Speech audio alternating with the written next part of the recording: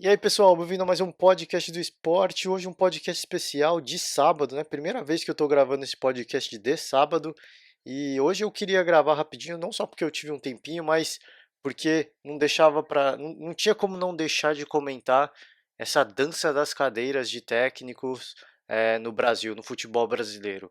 Para não falar outra coisa, e eu peço o perdão da palavra, é literalmente uma patifaria, tá? A falta de respeito com os técnicos. Esse é um assunto que não é de hoje, tá? Essa é uma discussão que vem de longa data, né? Essa troca constante de treinadores e troca como se fosse, cara, como se você fosse trocar o tênis, né? Chega em casa, tira o tênis, põe o chinelo, amanhã você vai sair de manhã, põe um outro, põe um tênis diferente e assim vai, né? Parece que eles estão trocando de roupa, né? A mudança de técnicos, infelizmente, é isso que acontece.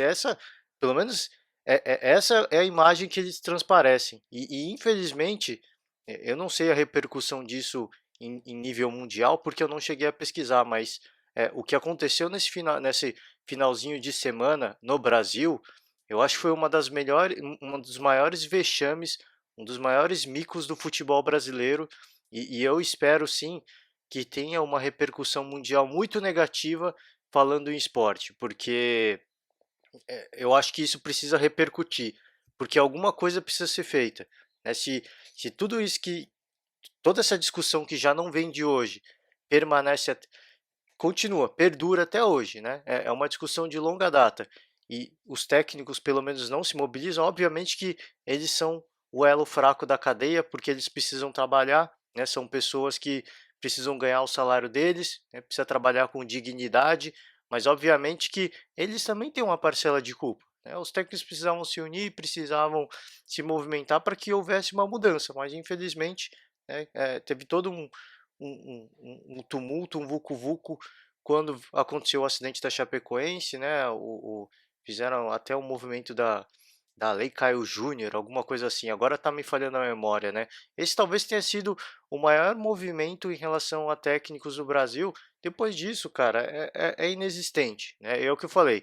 São pessoas, são trabalhadores, eles são, infelizmente, o elo fraco, porque os contratos dos treinadores são infinitamente, né, em termos de valores, são muito, mas muito inferiores aos contratos dos jogadores, tá? Mas precisam trabalhar, são um elo fraco, e infelizmente eles estão sujeitos a isso, mas também tem outra coisa, se eles não se mobilizarem, infelizmente nada vai acontecer, e, de novo, eu vou repetir, o que aconteceu nesta quarta, quinta-feira no Brasil, quarta, quinta, sexta-feira no Brasil, eu acho que foi um dos maiores micos, uma das situações mais vexatórias que o futebol brasileiro passou nos últimos anos. Já passaram por vários constrangimentos e continuam passando por isso. É impressionante a falta de respeito, tá? Não é só a falta de planejamento, é, é, alguns casos pode até envolver aí falta de caráter mesmo, mas é a falta de respeito. Eu acho que isso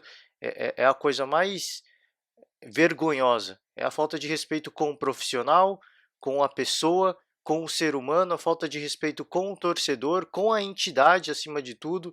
Então é vergonhoso, é vergonhoso, pisando por cima da história dos clubes, né? Eu já falei aqui rapidinho de São Paulo, onde o Cuca se demitiu, o Cuca não foi mandado embora, mas é aquela demissão, é aquele pedido de demissão que claramente acontece por um comum acordo, né? O Cuca obviamente não quis de forma alguma expor o São Paulo, mas o São Paulo mesmo se expôs quando contratou o Fernando Diniz, quando caiu na mídia a informação de que é, os jogadores foram consultados em relação a quem deveria ser contratado.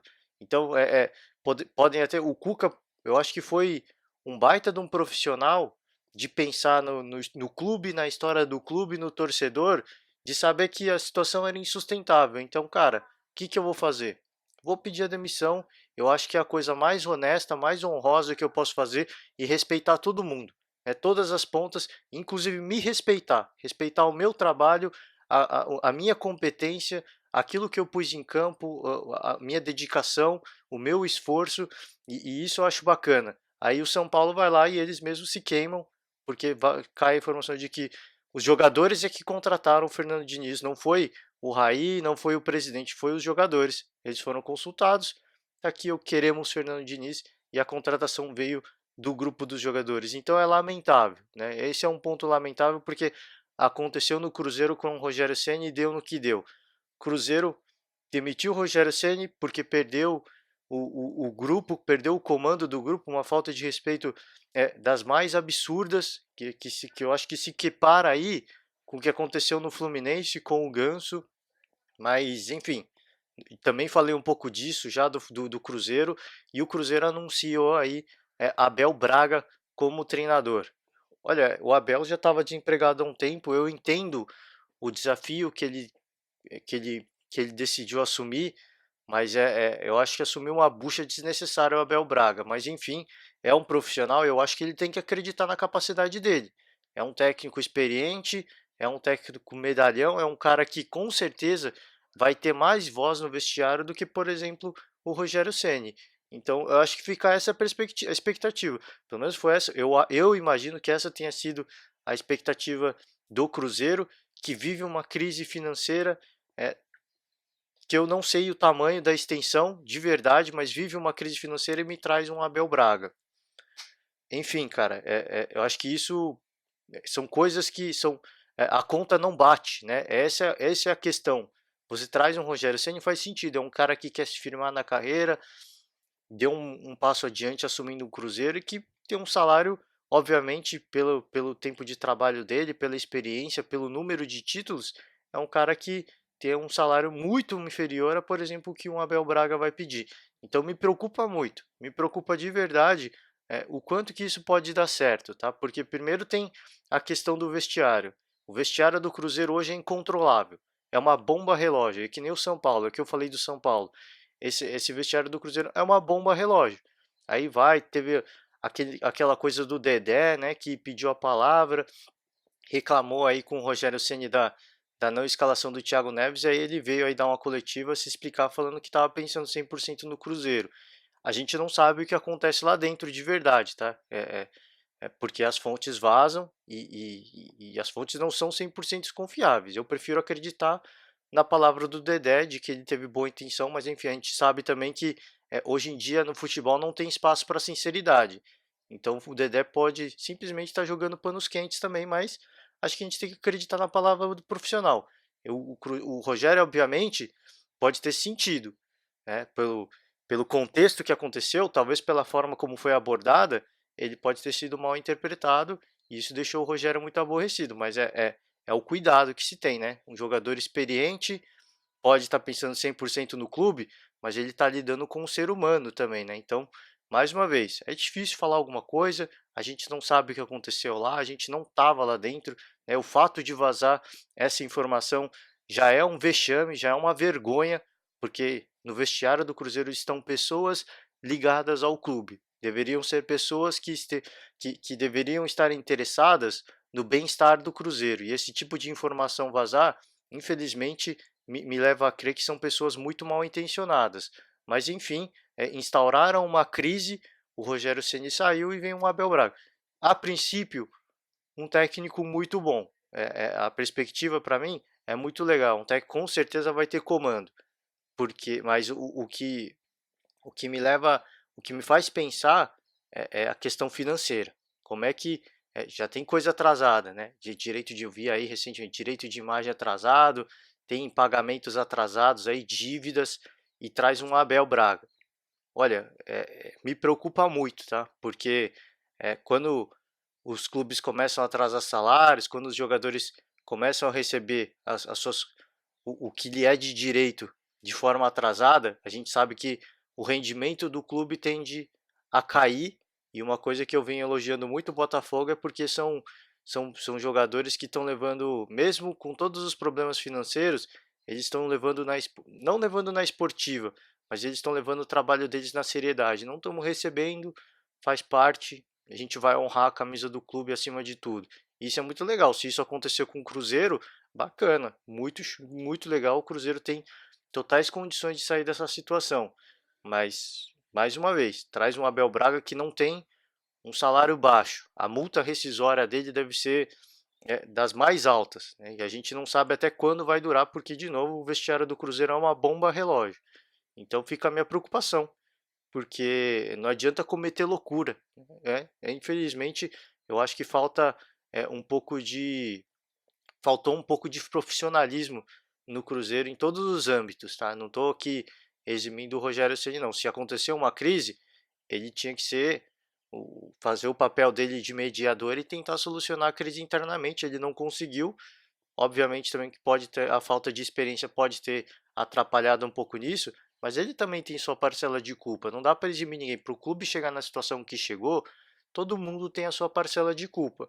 Mas uma falta de profissionalismo absurda e agora a gente fica na expectativa de que eles levem o trabalho a sério, para que sejam profissionais, pelo menos com Abel Braga, um cara que merece ter uma longa história no futebol, um longo currículo, e a gente espera que esse, esses jogadores aí, que causaram todo esse tumulto, essa crise no Cruzeiro, para que eles tenham o mínimo de profissionalismo com o Abel Braga.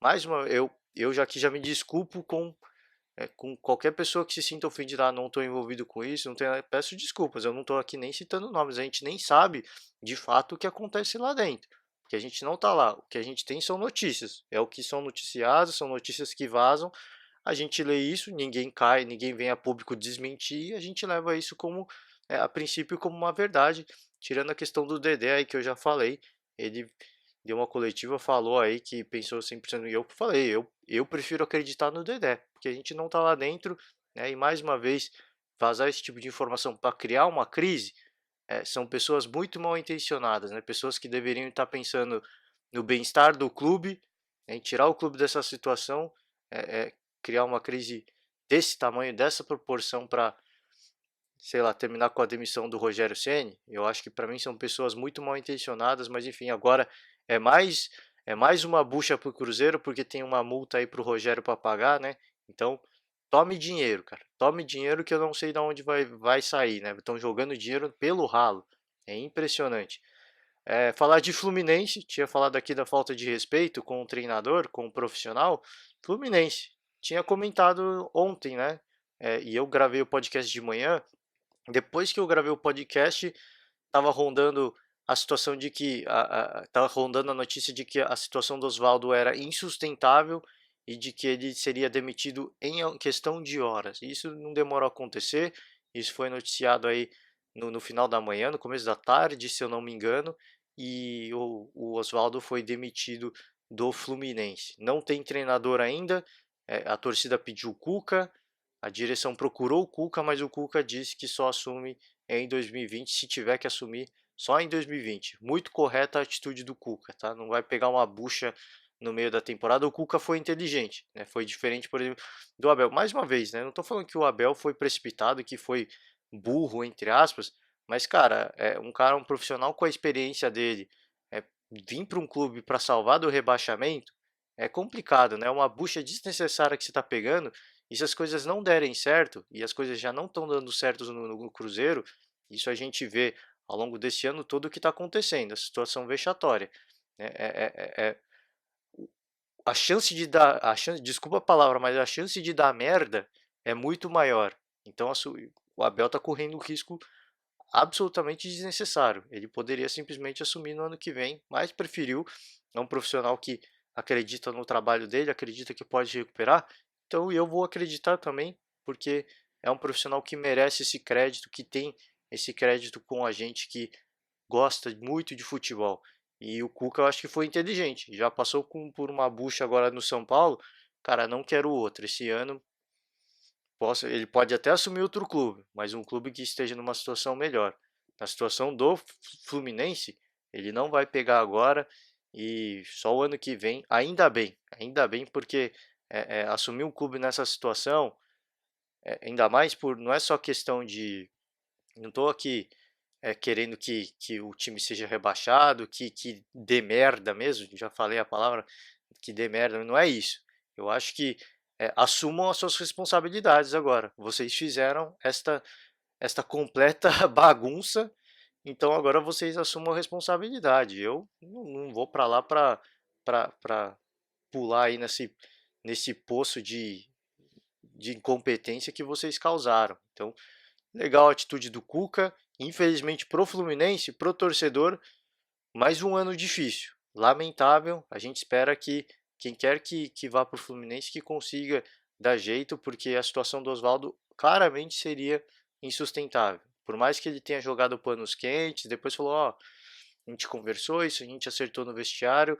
O discurso do Ganso não mostrava essa paz, não. Por mais que ele também tenha falado que não, tá tudo resolvido, a gente está pensando melhor pro Fluminense, claramente o discurso do Ganso mostrava que ele estava revoltado e de que não teria volta. Não tem volta, é uma situação insustentável e o Oswaldo acabou caindo, infelizmente, para o Fluminense, que agora já está numa situação difícil. Já estava com a saída do Fernando Diniz, continua durante essa passagem, continua aí durante essa passagem do Oswaldo, e agora quem quer que assuma, se vem um técnico mais com mais currículo, se seja um interino que fique até o final do ano, que seja quem é que fique, tem uma bucha e a torcida é para que tenha a solução, de que eles reencontrem um caminho do bom futebol, porque é um time equilibrado, é um time legal, bacana, não é nada fora de série, mas com certeza não é um time para rebaixamento, assim como o Cruzeiro.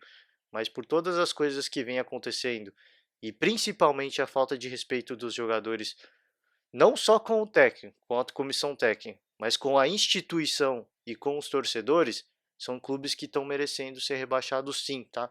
Porque infelizmente a falta de respeito é das mais vexatórias possíveis.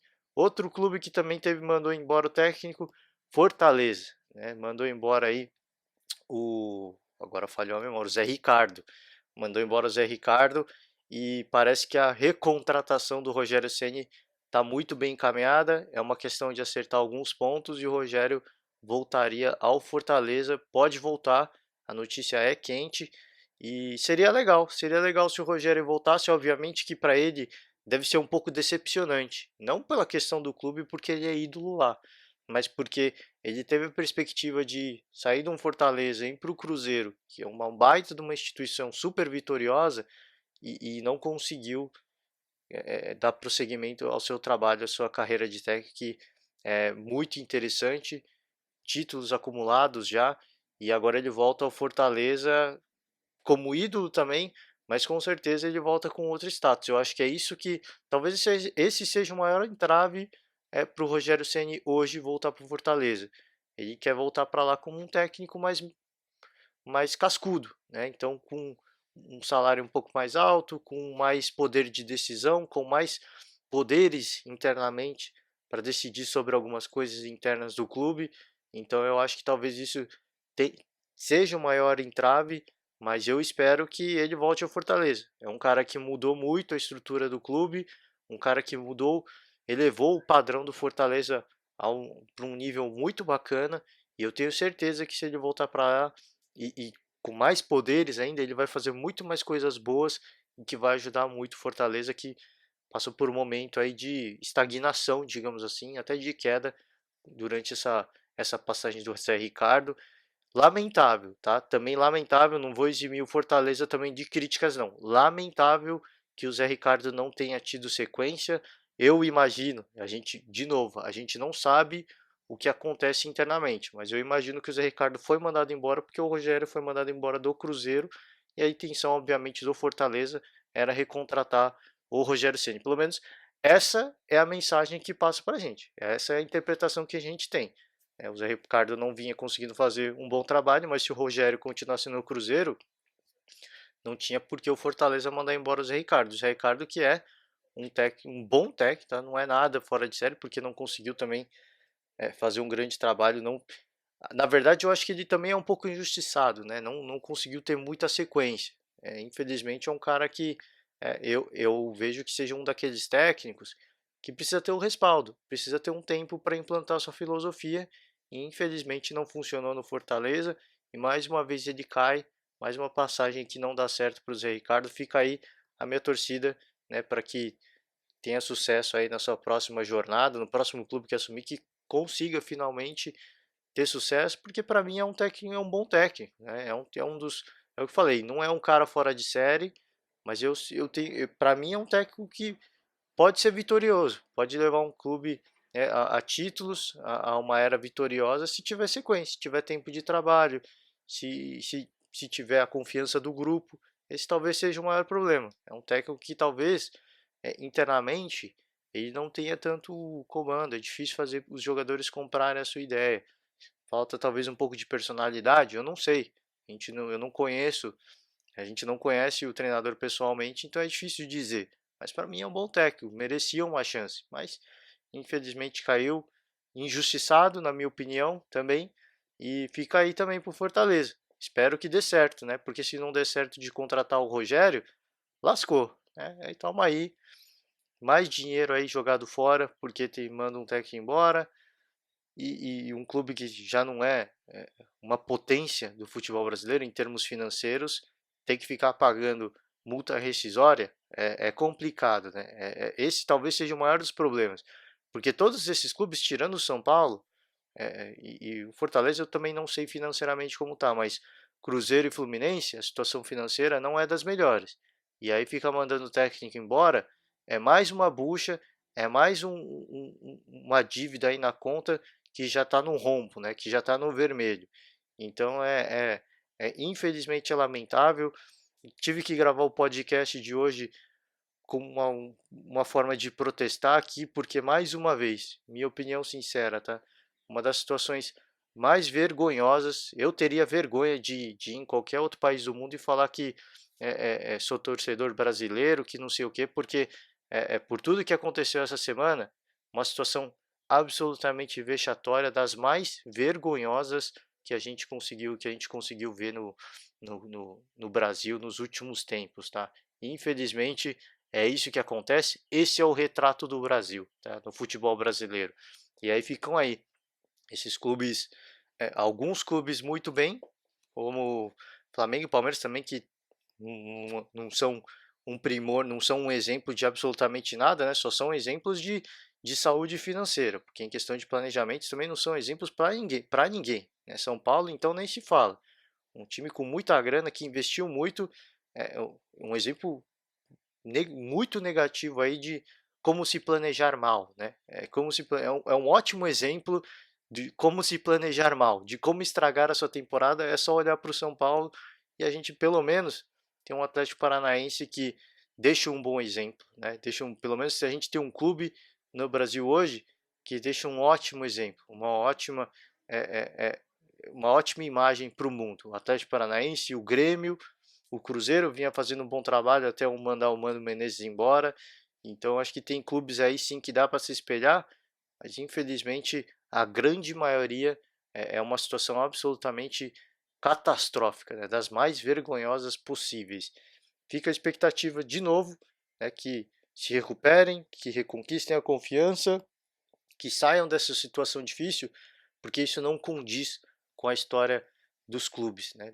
Principalmente Cruzeiro e Fluminense. Isso não condiz com a história dos dois clubes que tem uma grandeza indiscutível hoje no futebol brasileiro. Fica aí a lamentação. Vamos acompanhar aí a rodada do Brasileirão. Muita expectativa hoje, principalmente com o jogo de Flamengo e São Paulo. É um Flamengo super embalado e um São Paulo que vem com o Fernando Diniz. Eu acho que é difícil esperar alguma coisa do São Paulo, tá? Não dá para ter muito. O Flamengo vai estar desfalcado, vai, sem a Arrascaeta, sem o. Se bem que o Arrascaeta também eu não sei se vai estar jogando, mas enfim, sem o Gabigol e sem o Rodrigo Caio que foram para a seleção. Motivo de muito descontentamento do Flamengo, diga-se de passagem, eu já comentei aqui. E então vai razoavelmente desfalcado e a gente vai conseguir. Eu acho pessoalmente que isso não vai influenciar muito no Flamengo, tá? Eu acho que o Flamengo mudar duas peças, e eu falei aqui no último podcast, o Flamengo precisa mudar pelo menos uma ou duas peças por jogo, para fazer com que os reservas entrem no ritmo, para que não fiquem fora de forma, né? Para que entrem nesse esquema de jogo do Jorge Jesus. Então eu espero que essa seja uma boa oportunidade, né, para o Jorge Jesus fazer essas mudanças e tentar colocar outros jogadores no mesmo patamar desses titulares que estão jogando muito bem. Acho que é uma ótima oportunidade. E é uma ótima oportunidade para o São Paulo também, se aproveitar desses desfalques do Flamengo para tentar conseguir um bom resultado. Um empate já seria muito interessante para o São Paulo. Vamos ver. Mais uma vez, repito, é uma ótima oportunidade, mas é um São Paulo fragilizado por uma troca de técnico recente, então é difícil imaginar como o São Paulo vai jogar esse jogo, porque muda o comando de uma hora para outra, e aí a gente não sabe como é que o time vai se comportar. A única coisa que o Fernando Diniz pode fazer é no gogó, né? É na conversa tentar colocar alguma ideia em prática, mas a gente sabe que o Fernando Diniz até então, pelo menos, tá? Peço desculpas ao profissional, ao Fernando Diniz, mas infelizmente por tudo aquilo que aconteceu de jogadores terem sido consultados para ver quem que o São Paulo ia contratar, o Fernando Diniz tá ali meramente para ocupar o cargo, porque não vai ter comando nenhum, tá? Pelo menos essa, a princípio, é a imagem que eu tenho. Ele pode falar o que ele quiser, mas enquanto ele não se provar, enquanto o time não der a resposta, infelizmente essa é a imagem que eu e muita gente vai continuar tendo do São Paulo.